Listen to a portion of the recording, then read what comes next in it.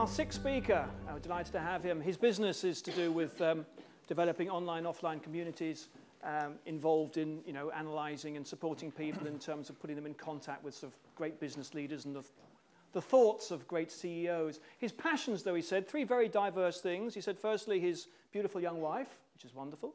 His business is his second passion, and the great outdoors is his third passion, which caused me to think these are three very different things. It must be very hard to satisfy all three of those at the same time, unless... Don't go there. Ponies. Unless, of course, his wife is happy taking long walks with him, listening to him talking about his business. So could you please help me welcome to the front, Anthony Gell. Thank you very much.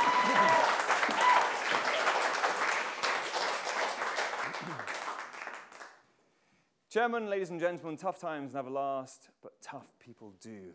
How much machoism is there implied in that statement? It is so damn tough, isn't it? Well, the good news, ladies and gentlemen, is we don't need to be that tough, actually. If we can, for tonight, say there's some correlation between being tough and being persistent, then we don't need to be that tough. All we have to do is follow one or two universal principles of success, and we can achieve that persistence that a lot of people try to aspire to. But the first thing I would just like to say, if I can, is to debunk this whole thing about quitting. Everyone says that to be tough, you should never quit. To succeed, you should never quit. Well, in some instances, I would say, great timing. I would say that the right thing to do is to quit. I know it sounds ironic, but let's just look at this, for example, for a second. To quit, if you're a smoker and you're on drugs, I would argue you should probably quit. If you are thoroughly miserable at your job and you've been doing it for such a long time, again, I would argue you should quit. In fact, I've got a friend of mine who is the most spiritual person I have ever met. She's Asian, she's just, all she talks about is chakras, her paintings, her oral charts, whatever it is. That's all she talks about. She's absolutely passionate about this. And then one day she decided, you know what she's got to do?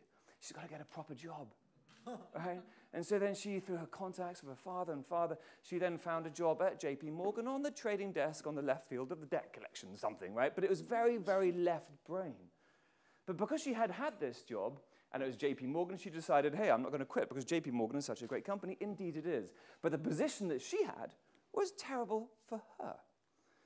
2 years in, she was absolutely miserable. 3 years in, even more miserable. At 4 years, I went to go and see her, and I said, for goodness sake, you've got to quit. And she said, no, I'm not quitting. No, that's not me. At 5 years in, it looked like she'd been doing this job for 50 years.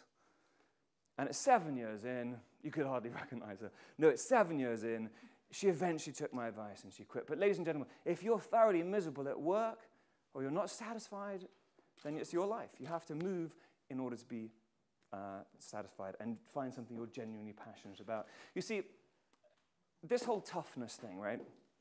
You don't have to be that tough if, in actual fact, you simply follow a vision and a passion that you are inspired by. You see, if you're climbing Mount Everest and that's your goal, and you're truly inspired by that goal, then, you have a few tough days and probably a few tough nights. But you don't care, because you know why? Because you're climbing Mount Everest. That's a heck of a goal. You're inspired by that goal. If you're climbing Mount couldn't care less, then that's not going to get you very far when you have some tough days. And so the first thing, and that's why all these management consultants talk about vision constantly. They talk about vision. Well, have you got a vision for your life? Has your company got a vision? Because if it hasn't and it's not inspiring, the first thing you should do is grab a piece of paper after this, not after me, but after the end, and just write that down. What is really inspiring? And then share it and achieve it. The third thing is really these tough people. They're not so tough.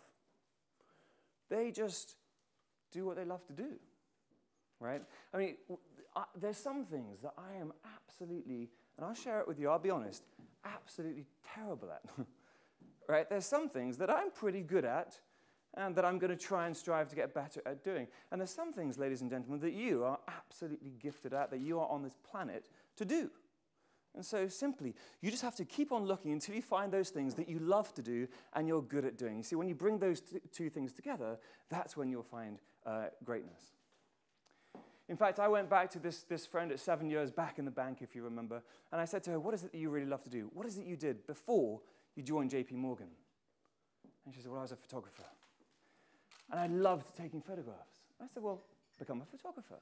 And she said, no, I can't because, I need to pay the bills. I need to pay the bills and all these things. And, I can empathize with that. There is bills to be paid. But if you have a thing or two that you absolutely love to do, then what I told her to do is to take it as a secondary income stream, to try it in the evenings, to try it on the weekends. And if she does that, then what she can find is maybe over time, that secondary income stream becomes her primary one, when that income takes over her predominant income at the bank. And you know what? She's been doing it now for 4 years, and she's not making quite as much money, but she is so inspired by what she's doing. So ladies and gentlemen, if there's something that you really love to do, then I suggest you think about it, you write it down, and you go about doing it. Absolutely essential. So ladies and gentlemen, so to finish this today, I want to say thank you for your time. And you don't have to be tough in that sense of the sort of macho term. All you really need to do is to make sure you quit the things that you don't like to do. And secondly, you go and find a vision that it truly inspires you, and then simply do the things that you genuinely love to do. Ladies and gentlemen, if you do these things, you will truly be unstoppable. Thank you. Thank you very much.